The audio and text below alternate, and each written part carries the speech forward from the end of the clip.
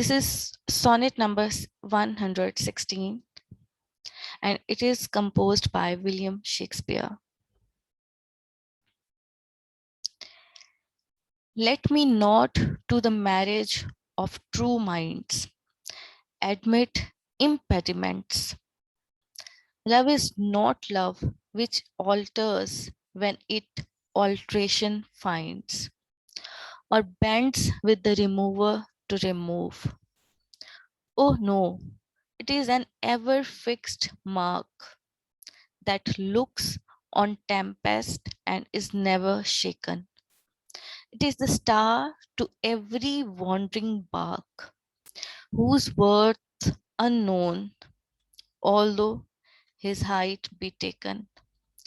Love's not time's fool, though rosy lips and cheeks within his bending sickle's compass come. Love alters not with his brief hours and weeks, but bears it out even to the edge of doom. If this be error, and upon me proved, I never write, nor no man ever loved. Okay, this is the text. Let me discuss the idea of the poet. As you have read it or observed this poem, it is considered to be one of the best love sonnet of Shakespeare. And in the very second line, you can see that love is not love, means the theme of love is discussed.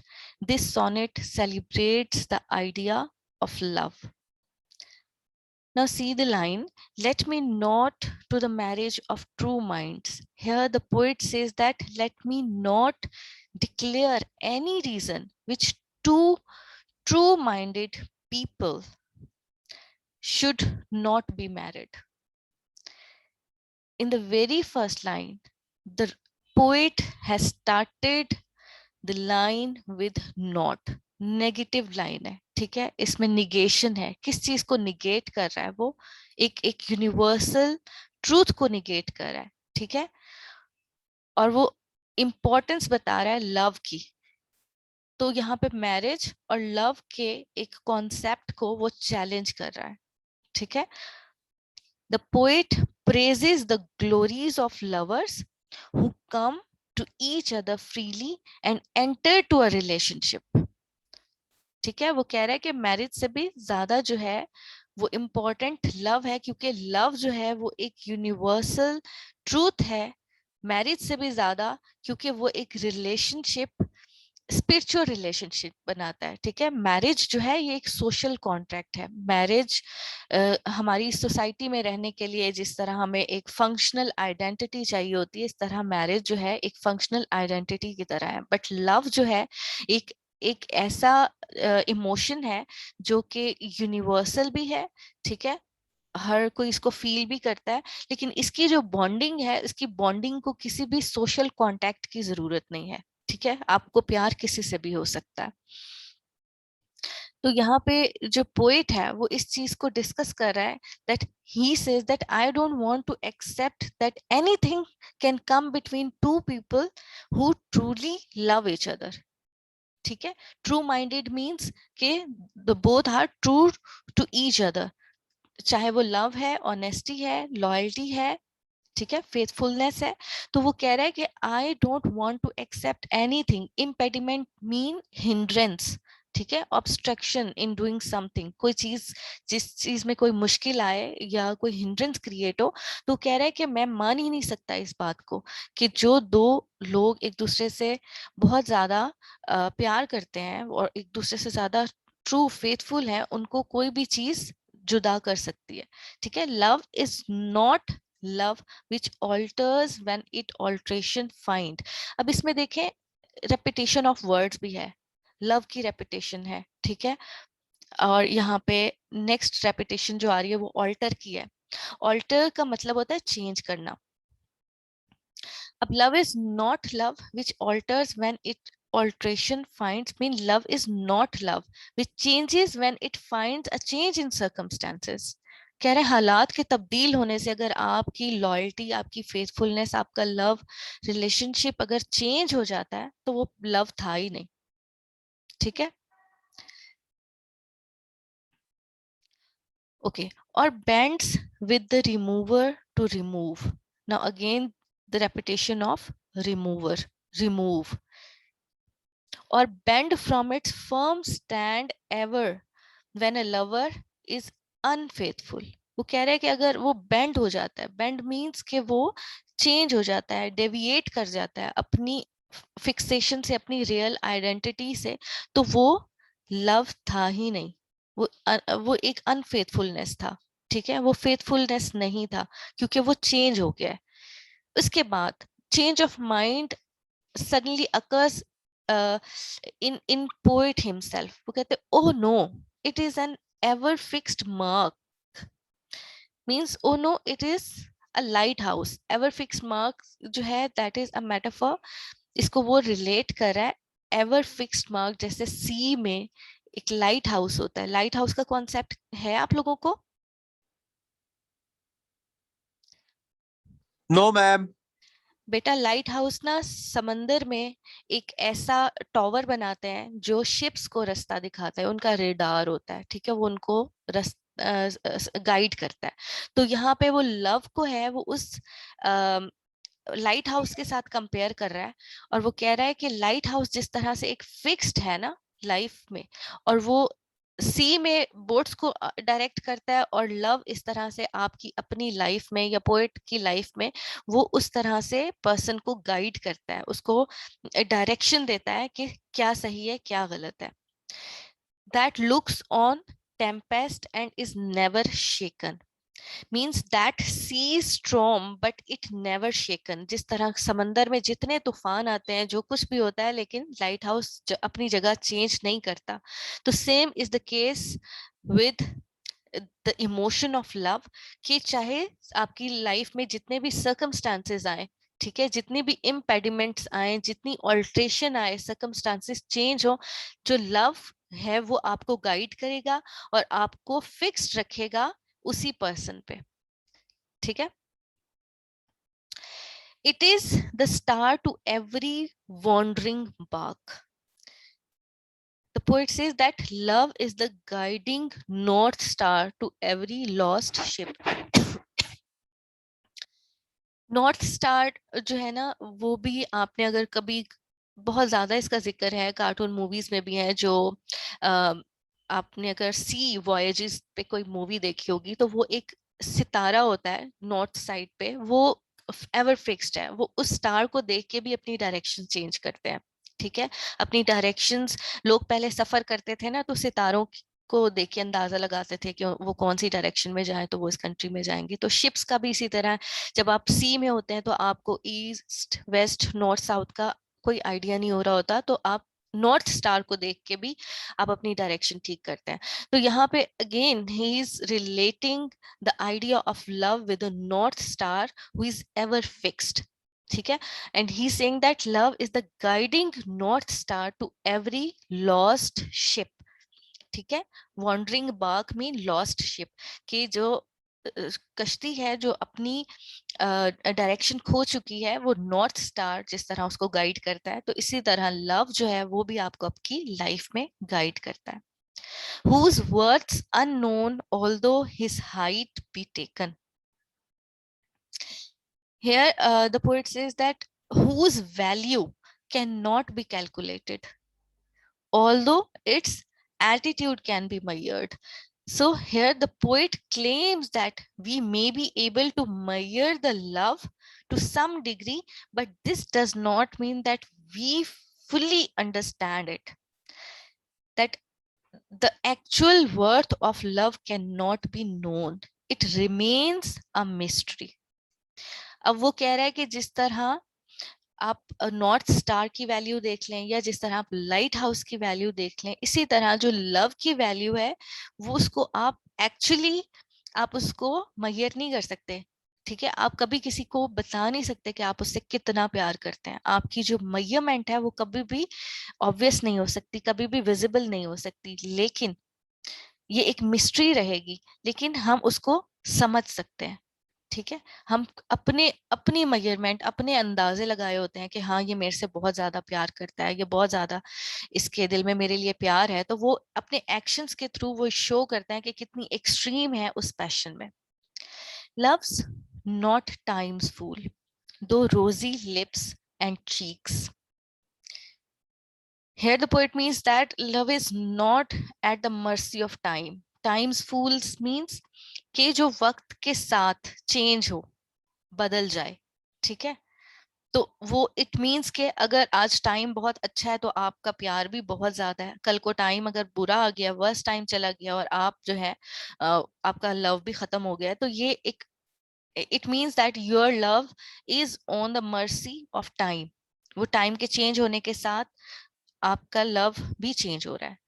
दो rosy lips and cheeks means के जो physical beauty है ना, रोजी lips और cheeks, ये human physical beauty को यहाँ पे सिंबलाइज कर रहे हैं।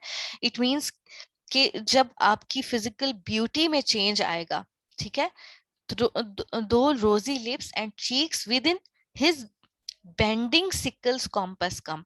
अब यहाँ पे एक और उसने सिंबॉलिक सिग्निफिकेंस दी है। सिकल जो, जिसे हम घास नहीं काटते, वो गोल सी शेप में होता है और उसे घास काटा जाता है, तो ये जो हमारे गार्डनर हैं वो ज्यादातर इसको यूज करते हैं। तो वो उसकी एग्जाम्पल दे रहा है कि जिस तरह के physical beauty comes with in the compass of his sickle, कि जैसे ही घास बड़ा होता है या उसकी नेचर की ब्यूटी होती है तो उसको काट दिया जाता है, उसको ट्रिम किया जाता है, तो इसी तरह वो ये कह रहा है कि जो फिजिकल ब्यूटी है वो भी उस कॉम्पस की तरह, उस सिक्कल की तरह उसमें खत्म हो जाती है, कट के खत्म हो जाती है। उसका एक टाइम फ्रेम है, उस टाइम फ्रेम के बाद वो ब्यूटी जो है वो ब्यूटी नहीं रहती। Love alters not with his brief hours and weeks. पहले उसने फिजिकल ब्यूटी का जिक्र किया है, देन आगे वो टाइम फ्रेम दे रहा है कि ब्रीफ आवर्स एंड वीक्स, के कुछ महीनों कुछ घंटों की मेहमान होती है। अब नेचर की कुछ ऐसी चीजें जैसे फ्लावर्स है, वो विद इन आवर्स कहें कि हम उनको आवर्स में कंसिडर कर सकते हैं कि इसके बाद वो मुरझा जाते हैं।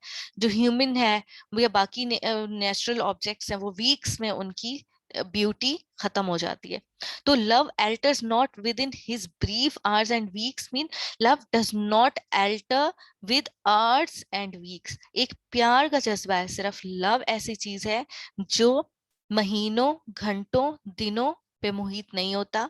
जो रियल लव है वो एक टाइमलेस होता है, ठीक है, वो किसी भी चीज के चेंज होने से वो लव चेंज नहीं हो सकता, but bears it out even to the edge of doom means rather it endures until the last day of life। ठीक है, edge of the doom day mean जो last day, ठीक है, इसको डूम्स डे को हम द लास्ट डे, कयामत के साथ भी हम इसको रिलेट करते हैं, डूम्स डे को कहते हैं, ठीक है। But it bears it, it endures it, ठीक है, even to the edge of the doom until the last day of life. जो लव है वो लास्ट डे ऑफ लाइफ तक रहता है। If this be error and upon me proved, last जो line होती है ना सोनेट की, वो राइटर का अपना मैसेज होता है, अपना एक अपनी आइडियोलॉजी प्रेजेंट करता है। सो इस लास्ट लाइन में वो कह रहा है if this be error and upon me proved, यानी if I am proved wrong about these thoughts on love, कि जो मैंने बताया कि लव ऐसा है, और अगर मैं प्रूव हो जाऊं कि मैं गलत हूं, I never write, nor no man ever loved, then I recant all that I have written, and no man has ever truly loved। कि फिर सच्चा प्यार जो है, the real love doesn't exist, और फिर मैं कभी भी पोइट्री लव के ऊपर नहीं लिखूंगा, और कि प्यार एग्जिस्ट ही नहीं करता, फिर कोई किसी से प्यार कर ही नहीं सकता है।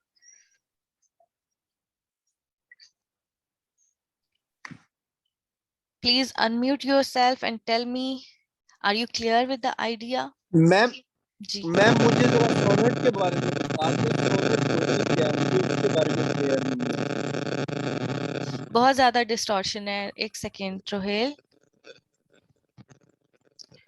यस मैम, अभी आवाज मैम वो ठीक हुई? हाँ पूछ हाँ जी, अब बताएं। जी जी। मैम मैम मुझे सोनेट के बारे में क्लियर नहीं है, काइंडली मुझे वो क्लियर करवा दें, सोनेट होती क्या है? मैंने आपको लास्ट क्लास में सोनेट के बारे में क्लियर नहीं किया। मैंने आपको कहा ये 14 लाइंस पोएम होती है, ठीक है, जिसमें 3 क्वार्ट्रेन होते हैं। क्वार्ट्रेन कहते हैं 4 लाइनों को, ठीक है। और लास्ट जो है वो कपलेट होता है, जिसमें पोएट अपनी आइडियोलॉजी, अपना मैसेज देता है। ये इसका स्ट्रक्चर है सोनेट का। इसको मैंने कंपेयर किया था पेट्रार्कन सोनेट से, जिसमें राइम स्कीम डिफरेंट थी, जिसका आइडिया ऑफ लव जो है वो भी डिफरेंट था। वो वुमेन के साथ शेयर कर रहा था ना, लास्ट हमने जो पढ़ा था वो एक फेयर यूथ के ऊपर था। आप पिछला यस मैम। लेक्चर है ना, उसको मैंने डिटेल के साथ डिस्कस किया है, स्लाइड्स भी आपको दी हुई है। इसमें स्ट्रक्चर वाइज मैं बता दूं, सोनेट जो है वो 14 लाइंस होती है, 3 क्वार्ट्रेन्स होते हैं उसमें। क्वार्ट्रेन्स मीन 4 लाइनें, जो 4 लाइनें शेरों की होती हैं, ठीक है। तो ये 12 बन जाती हैं, और लास्ट में जो 2 लाइंस होती हैं वो कपलेट कहलाता है, जिसमें पोएट अपना मैसेज देता है। ये उसका स्ट्रक्चर है सोनेट का, ओके मैम, ओके, ठीक है। नाउ आई ये एक got it. Form of poetry है। जब आप लिखेंगे ना गूगल पे फॉर्म ऑफ पोएट्री, तो उसमें आपको डिफरेंट फॉर्म्स मिलेंगी। ओड जो है वो डिफरेंट है, सोनेट है वो डिफरेंट है। तो अभी हम सोनेट्स पढ़ रहे हैं। Okay ma'am. Okay, now come to the text. अब टेक्स्ट में कोई ऐसी चीज that you want me to discuss again? Theme of love यहाँ पे डिस्कस हुआ है, लव की यूनिवर्सैलिटी डिस्कस हुई है।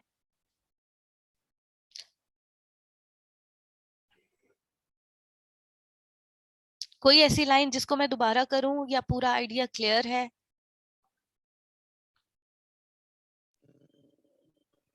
मैम अभी तो क्लियर है, जब इसको हम बाद में पढ़ेंगे तब कोई इशू होगा तो। नहीं, अभी पढ़ें, अभी पढ़ें।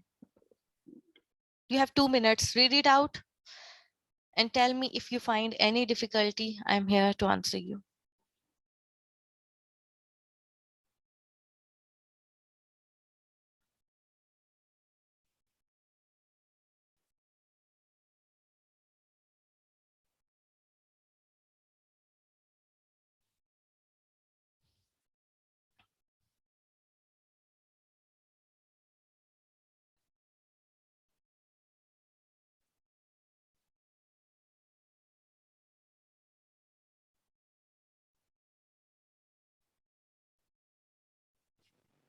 and ये जो whose birth unknown also is hardly taken.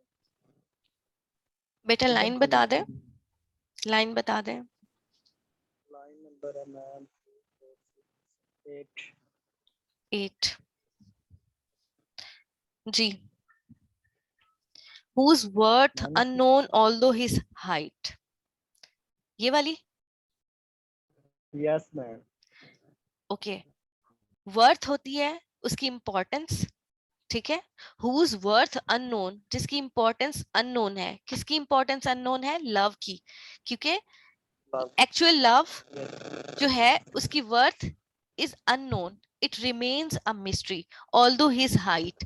Height का जिक्र जो उसने किया है ना, that height is here related with the sea mark, वो जो मैंने आपको बताया था, जो लाइट हाउस है, ये उससे रिलेट करिए, ठीक है। नॉर्थ स्टार से भी रिलेट करिए। तो यहाँ पे आइडिया ऑफ लव को वो एक दफा में लाइट हाउस के साथ रिलेट कर रहा है, दूसरी दफा नॉर्थ स्टार के साथ। तो ये दोनों के बारे में कह रहा है, the north star whose value is inestimable, उसको भी एस्टिमेट नहीं किया जा सकता। Although its attitude, its height has been determined. जैसे नॉर्थ स्टार हमें समझ आ रहा है ना कि इतनी हाइट पे है, ठीक है, और उसका एटीट्यूड मतलब उसका बिहेवियर क्या है, और वो उसको किस तरह से, उसको वो किस तरह से देख के चल सकते हैं। तो unlike physical beauty, the star is not a subject to the ravages of time. जिस तरह ये टाइम के हिसाब से इनको मुसख्खर नहीं किया गया, nor it is true love which is not time's fool. तो ये हाइट, नॉर्थ स्टार की हाइट, लव की हाइट, और यहाँ पे जो लाइट हाउस है उसकी हाइट से ये रिलेट कर रहा है बात को।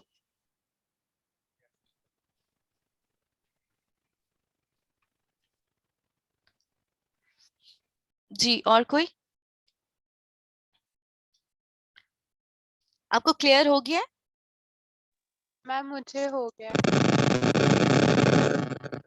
The poet claims that we may be able to measure love to some degree. ठीक है, हम किस तरह से मेजर कर सकते हैं? टू सम डिग्री इसके कुछ वेज हैं, कुछ एक्शंस के थ्रू, कुछ बिहेवियर से, but it does not mean we fully understand it. ठीक है, हम इसको कभी अंडरस्टैंड नहीं कर सकते, ना इसकी वर्थ का ना इसकी हाइट का पता चला सकते हैं। It remains mystery till and. और कोई line?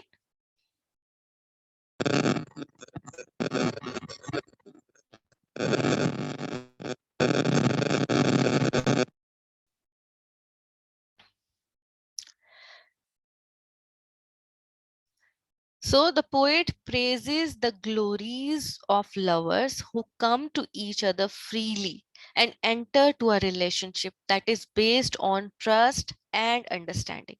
This is the main idea of the poem.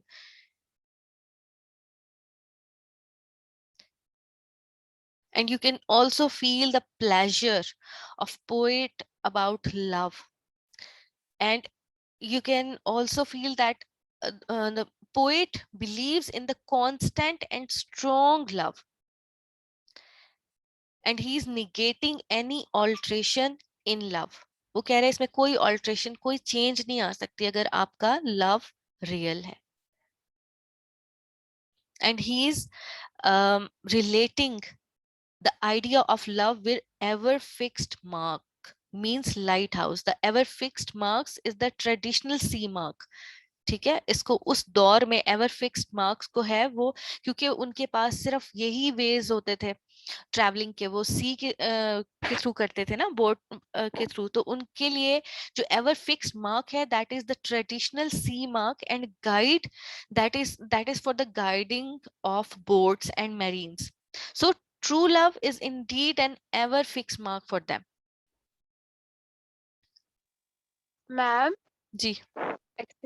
Ma'am एक क्वेश्चन है मैम, जैसे अगर हम लोग घर में बैठे हैं और मीन्स के अक्सर फ्रस्ट्रेट होते हैं तो अपनों के साथ लड़ लड़ के बैठ जाते हैं, तो वो बिहेवियर मतलब कि उस बिहेवियर में जो चेंज होता है, इससे ये तो प्रूव नहीं होता ना कि हमें उनसे प्यार नहीं है। जैसे अभी मतलब कि मामा या पापा से ऐसे ऑब्वियसली हर बच्चा लड़ता होगा, गुस्सा आ जाता है, तो उसका ये तो मतलब नहीं है ना कि प्यार नहीं है, चेंज आ गया है। नहीं, वो चेंज पता है कब आता है? जब आप बड़े हो जाएंगे, फिर आपकी अपनी लाइफ की प्रायोरिटी सेट हो जाएंगी, फिर आपकी प्रायोरिटी में अगर वो चीज नहीं रही जो आपका एक्चुअल लव है, वो वहां पे सेक्रीफाइस हो रहा है और आपने अपनी प्रायोरिटी, अपने टाइम किसी और को देना शुरू कर दिया है, तो फिर वो हालात चेंज हो गए हैं, क्योंकि आपको अर्निंग करनी है, क्योंकि आपको आगे बढ़ना है, क्योंकि आपने कंपटीशन है आपका लाइफ में। तो उसमें जो आप चीजें पीछे छोड़ते जाते हैं ना, वहां पे आपका लव सेक्रीफाइस होता है। ये लड़ाई झगड़े, ये तो रूटीन, डेली रूटीन की बात है। ये यहाँ पे एक्चुअली एक पेरेंट्स लव की बात नहीं कर रहा, ये दो लवर्स की बात कर रहा है। दो लवर्स की लाइफ में जो एडमिट इम्पेडिमेंट का वर्ड जो यूज कर रहा है ना, कि वो उस चेंज को एक्सेप्ट करते हैं। ठीक है, एडमिट इम्पेडिमेंट्स के उस हिंड्रेंस को एक्सेप्ट कर लिया, और लव इज नॉट लव, फिर उनका वो वाला जो लव है ना, वो नहीं रहता, which alters when is alteration find, कि जब वो चेंजेस आना शुरू हो और आप उस चेंज को एक्सेप्ट करें और फिर साइड में हो जाए। ये लवर्स की बात कर रहे हैं कि जी फादर नहीं मान रहे, लव चेंज हो गया, जी हालात अच्छे नहीं है, अच्छा जी लवर्स जो है उसकी जॉब चली गई है, फिर आपका लव चेंज हो गया, अब जॉब चली गई, अब मैं कैसे इससे शादी करूं। ठीक है, ये उस टाइप के लव की यहाँ पे बात कर रहा है। तो फिर मैम ये तो प्यार नहीं हुआ, ये तो फिर वो दुनियादारी हुई ना। ये वही कह रहा है कि अगर दुनियादारी को एक्सेप्ट कर लेते हैं आप और अपने लव को छोड़ देते हैं, तो आपको कभी प्यार था ही नहीं, फिर उस प्यार को वो निगेट कर रहा है। अब लास्ट में देखे ना, if this be error and upon me proved, कि अगर ये लव वो वाला मैं गलत साबित होता हूँ इस पे, ठीक है, वो अपने आप को भी ट्रायल में डाल रहा है कि अगर जो मैं बोल रहा हूँ कि लव जो है वो फिक्स्ड नहीं है, नॉर्थ स्टार की तरह या लाइट हाउस की तरह उसकी आप हाइट का, उसकी वर्थ का अंदाजा नहीं लगा सकते, वो एक मिस्ट्री है, ठीक है। अगर मैं उस लव को डिफाइन नहीं कर पा रहा और मैं यहाँ पे प्रूव हो जाता हूँ कि नहीं, मैंने लव की जो डेफिनेशन दी है या जो एस्पेक्ट डिस्कस किए हैं वो गलत है, तो वो कह रहा है कि ठीक है, उसके बाद फिर मैं आई विल नेवर राइट, मैं लिखूंगा ही नहीं। तो ये जो फाइनल कपलेट है ना, इसमें उसने अपने आप को भी ट्रायल में डाला है।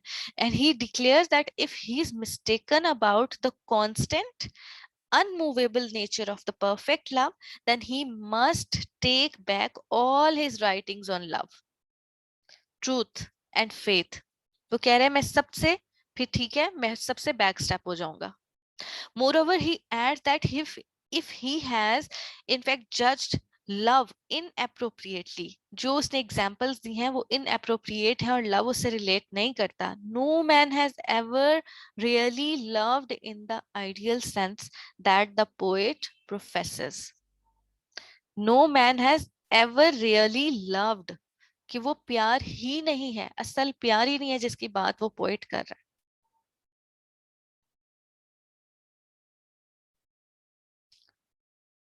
Got my point?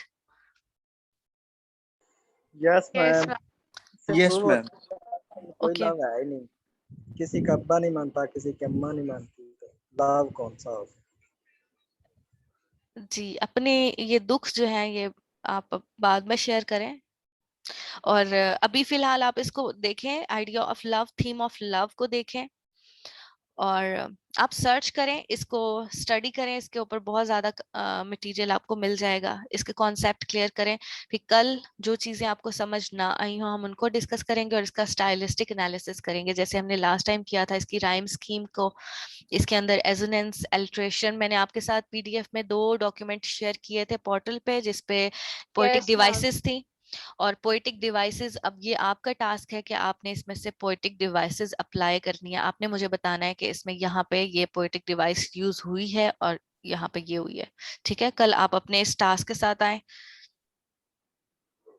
Ma'am ji okay ma'am. Ma'am ऐसा हो सकता है पेपर्स में कि आप कोई भी पोइम हमें देते हैं और बोलें कि इसकी जितनी भी मतलब जो जो पोएटिक डिवाइसेस निकलती हैं वो लिखो। जी जी, इसको स्टाइलिस्टिक एनालिसिस कहते हैं और पोएट्री में ये बहुत इंपॉर्टेंट होता है। जब भी आप एक्सप्लेन करते हैं किसी भी पोएम को, अभी तो मैं आपको इसका थीमेटिक एनालिसिस बताती हूँ, ठीक है, लाइन बाय लाइन, ताकि आपका कॉन्सेप्ट क्लियर हो। उसके बाद देखें इस आपने इसको किस तरह से फर्स्ट लाइन में ही वो नॉट का वर्ड यूज कर रहा है, निगेट कर रहा है एक आइडिया को, मीन वो चैलेंज एक्सेप्ट कर रहा है, इस तरह की चीजें आप निकालेंगे।